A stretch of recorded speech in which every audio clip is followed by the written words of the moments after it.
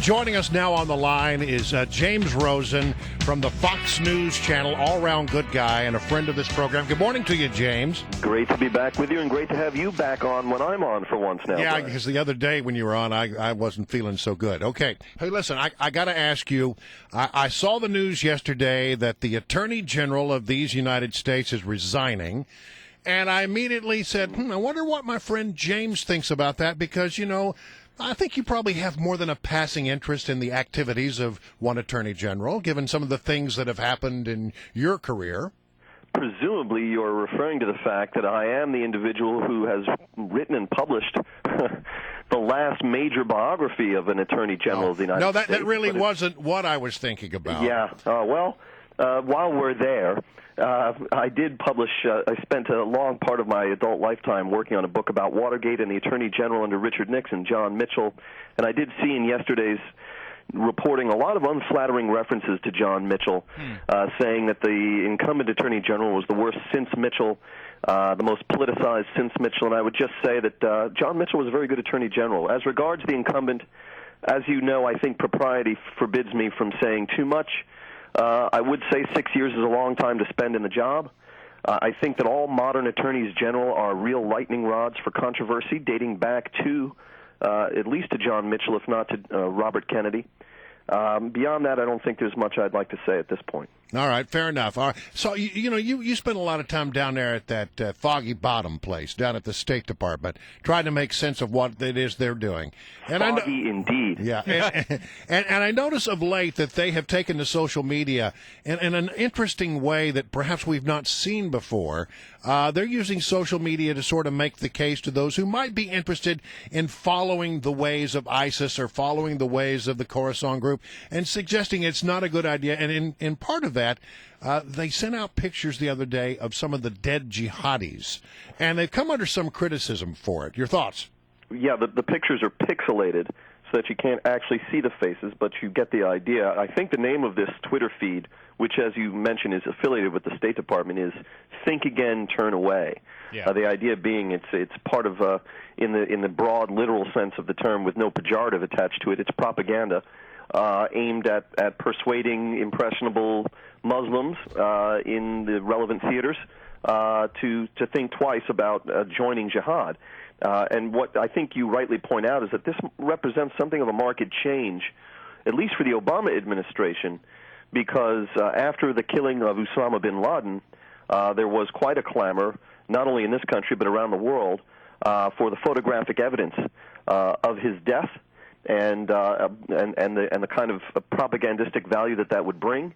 And President Obama steadfastly refused to release that imagery because one of the arguments was we don't want to parade the dead body, right? And we don't want to perhaps cause further incendiary sentiment by releasing that kind of imagery. Now the State Department seems to be engaged in that as a matter of programmatic routine. It remains to be seen how effective it'll be. James Rosen, over the course of the last month or two, you've been having some really interesting colloquies, I would say, with the spokesperson from the State Department, Jen Psaki, or the other, Maria Huff, I think her name is? Marie Harf. Harf, thank you very much.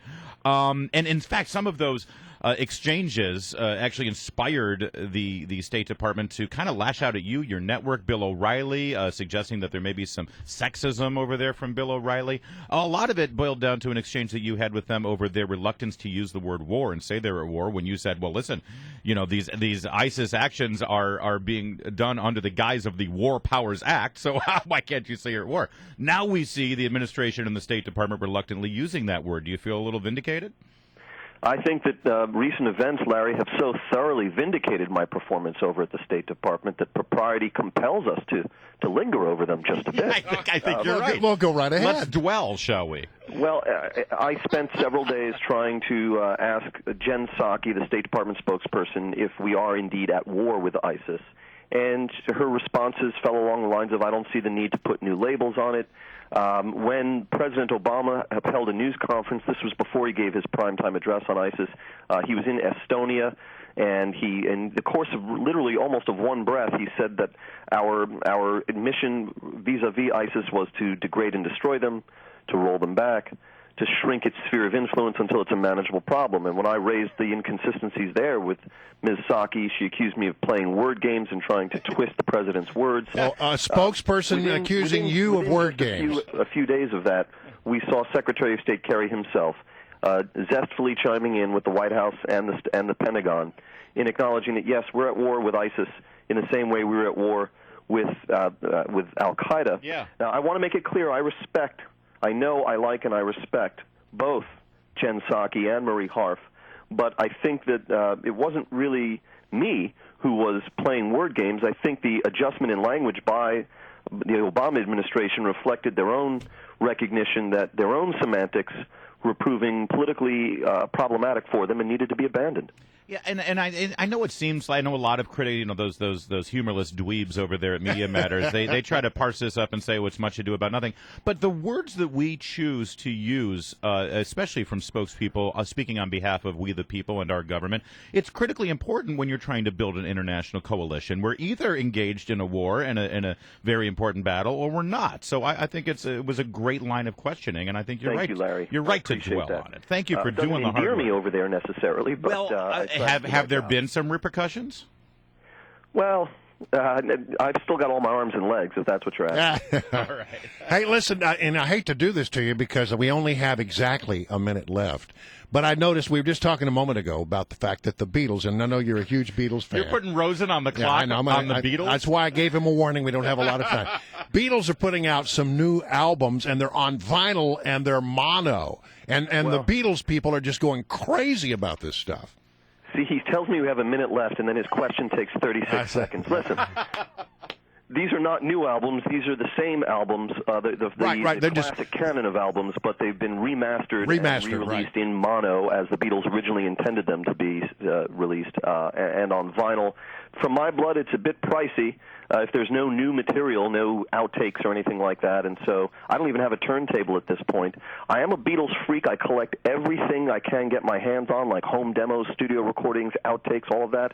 But I'm not an audiophile, so I don't get crazy about how perfect the sonic quality is. I'm reading between the lines here, James Rosen. It sounds to me like you're saying Paul McCartney has an alimony payment due, and so they just needed to, get some income going. So they just threw this out there. The line cut out there for a second, Larry. All right. All right. James, it's good to have you always. Yeah, and Always. Happy New Thank Year you, to guys. you, James.